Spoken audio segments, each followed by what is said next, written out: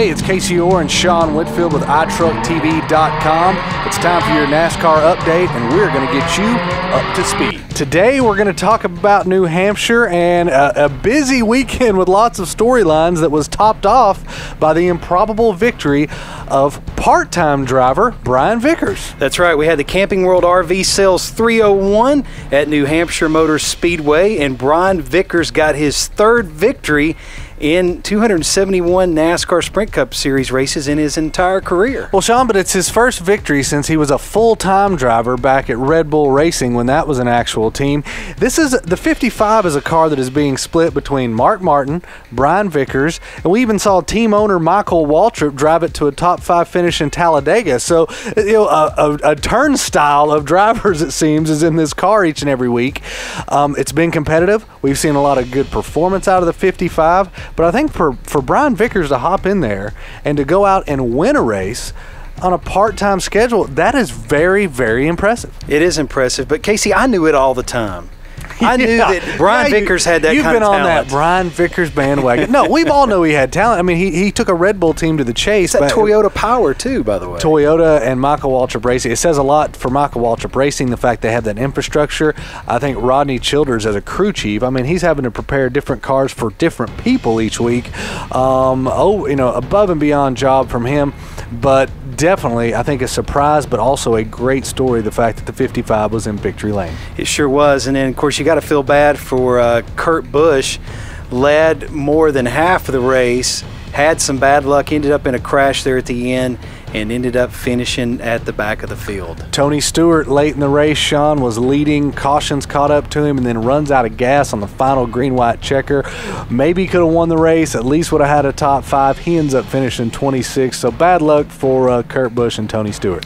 All right, let's get into the final top 10 results of the Camping World RV Sales 301 from New Hampshire Motor Speedway. And as we said, Brian Vickers got his first victory in 2013.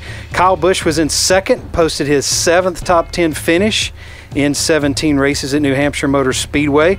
A driver that we have not seen in the top 5 this year, Jeff Burton. He posted his first top 5 finish in 2013. In 4th spot, we had Brad Keselowski. He was also on the Coors Light pole. In 5th spot, we had Aric Almirola.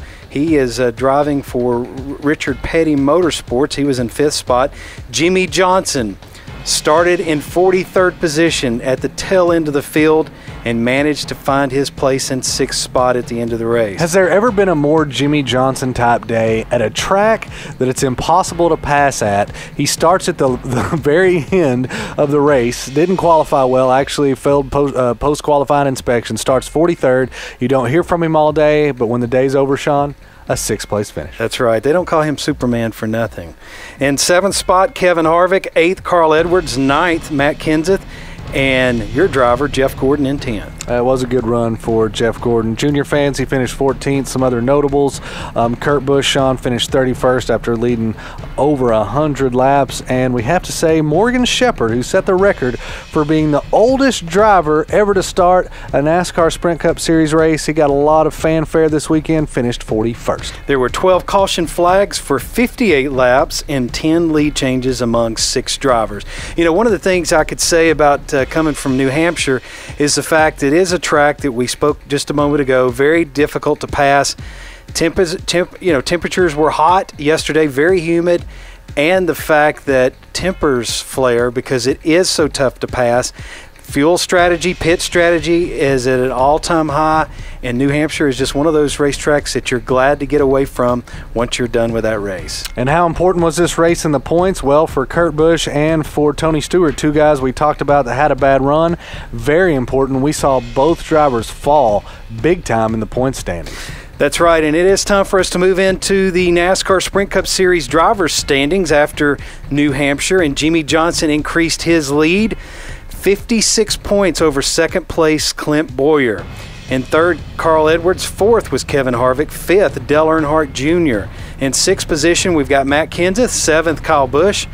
8th is Greg Biffle, 9th Brad Keselowski, and 10th Casey Kane. In the 11th spot, Martin Truex Jr., 12th in the points, Jeff Gordon. However, Tony Stewart, Sean, fell to 13th in the point standings, 3 spots from last week. He does have a win, however. If the chase were to start today, he would be one of the wild card drivers along with Martin Truex Jr. And Sean Kurt Busch, because of his 31st place finish, fell 5 spots. Last week he would have made the chase. Now he's all the way down in 14th. We're winding down. There's only 7 more races before the chase begins. That was a big blow to the 78 team. Yes, it was. But, you know, Kurt Busch is just around the corner from getting a victory, and I certainly expect to see that race team in victory lane in the 2013 season.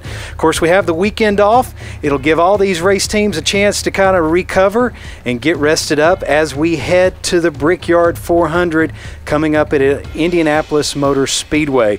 You can catch all the latest in NASCAR on Valvoline Racing Radio on Rock 105 in Chattanooga, Tennessee.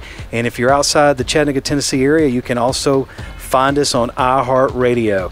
That is this week's Up to Speed right here on iTruckTV.com. Right here on the NASCAR update at iTruck TV, where Sean and I keep you up to speed.